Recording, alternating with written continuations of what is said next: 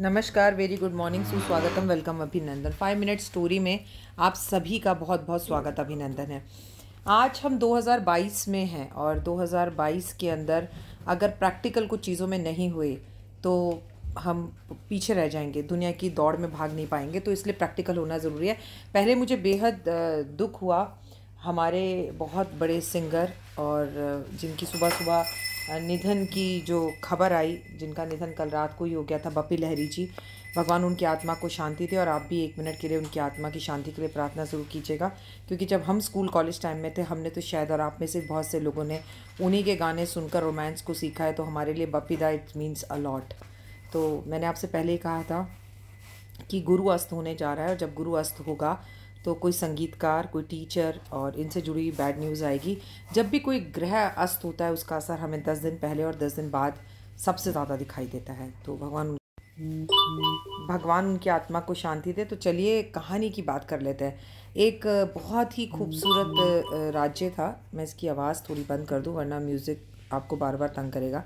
एक बहुत बड़ा राज्य था, उसमें उसकी राजा की जो बेटी थी वो बहुत निहायत ही खूबसूरत थी। उसकी बेटी को उसने बचपन से किसी ने नहीं देखा था, क्योंकि जब बेटी पैदा हुई तो ऋषि मुनियों ने कहा कि आप जाओ और इसको पर्दे में रखना, ये बहुत सुंदर होगी, इसे कोई नहीं देखेगा तो इसका भाग्य चमकेगा, लेकिन अगर इसे किसी ने देख लिया तो इसका भाग्य खराब हो सकता है। तो राजा ने 18 वर्ष की उम्र तक मात्र 2-4 जो उनकी सखियां थीं या उनकी दासियां थीं उन्होंने देखा, या माता और पिता ने, और पूरे राज दरबार में किसी ने नहीं देखा था।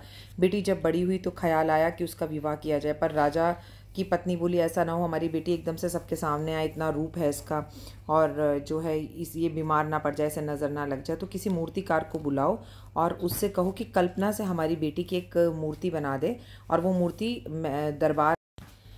दरबार में लगा दो।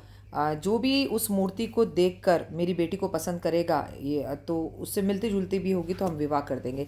बड़े मूर्तिकार आए, सब ने जो है, एक संगीतकार को बिठाया गया, संगीत पर गाना गाने लगा कि ऐसी होगी राजकुमारी, ऐसी होगी, उसकी माँ को देखकर। लेकिन सब मूर्तिकार फेल हो गए। एक मूर्तिकार था, उसने अपने पिता से कहा कि मैं राजकुमारी के लिए मूर्ति बनाऊंगा। तो उसने कहा मैं पहाड़ों पर जाऊंगा, तपस्या करूंगा। वो पहाड़ों पर गया, तपस्या किया, वहाँ उसे 2 परी मिली। परियों ने कहा हमें तो बहुत पसंद आ गया, तो हमसे शादी कर ले। उसने कहा मैं शादी तो कर लूँगा, पर पहले मेरे 2 काम कर दो। एक तो मुझे फटाफट छट से राजमहल के पास पहुंचा दो, और दूसरा अपनी कल्पना से रानी की मूर्ति बना दो। परी ने कहा ले, हमारे लिए क्या, हम उसके कमरे में चुपचाप जाएंगे, वो हमें देख भी नहीं पाएगी, और देखकर हम मूर्ति बना देंगे। परियों ने ऐसा ही किया, उसके कमरे में गई, देखा और मूर्ति बनाकर दे दी, और राज दरबार के बाहर उसे जादू से खड़ा कर दिया मूर्ति के साथ। इधर राजा आया, उसने पर्दा हटाया, देखा तो हू बा हू मूर्ति उसकी बेटी की। ये बड़ा खुश हो गया राजा की, बिल्कुल अपनी बेटी को बुलाया। बेटी बोली घमंड के मारी, अरे मैं इतनी खूबसूरत हूँ, देखा ये वो, इससे कहो कि अगर ये मुझसे शादी करना चाहता है और अगर ये हमारे यहाँ का राज दरबार का शिल्पकार बनना चाहता है, बड़ा शिल्पकार बनना चाहता है, तो अब एक काम और करे कि ऐसी 4 मूर्तियाँ और बना दे, तभी मैं इससे शादी करूँगी।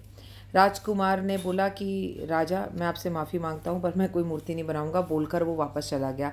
वैसे तो मैं इस कहानी को यहीं पर बोलकर छोड़ सकती हूँ और आपसे सवाल पूछ सकती हूँ कि बताओ ऐसा मूर्तिकार ने क्यों किया, लेकिन मैंने इसका शीशे बदल कर सोचा आपको समझ सिखाऊं। उसने ऐसा इसलिए किया, उसने सोचा मैंने इतनी मेहनत करी और मैं परियों को शादी के लिए वादा भी कर कर आ गया हूँ, और मैंने इसकी मूर्ति भी बनाई। इसकी भी बेटी घमंड के मारे अभी मुझसे 1 मूर्ति बनाने को कह रही है, कल 4 कहेगी।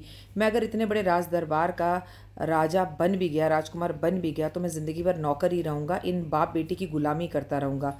तो वक्त आते समय पर कुछ रिश्तों को छोड़ देना चाहिए। और आप भी अपनी ज़िंदगी में कुछ रिश्तों को बोझ बनाकर उठ रहे हैं, जिस रिश्ते में आपको बार बार अपने आप का प्रूफ देना पड़े, ये करोगे तो ये होगा, ये करोगे तो ये होगा, कंडीशंस हों, उस रिश्ते को आज ही छोड़ दीजिए, चाहे वो कितना भी ज़रूरी क्यों ना हो। क्योंकि अकेले टायर से गाड़ी नहीं चलती, दोनों तरफ से रिश्ते की अहमियत होनी चाहिए।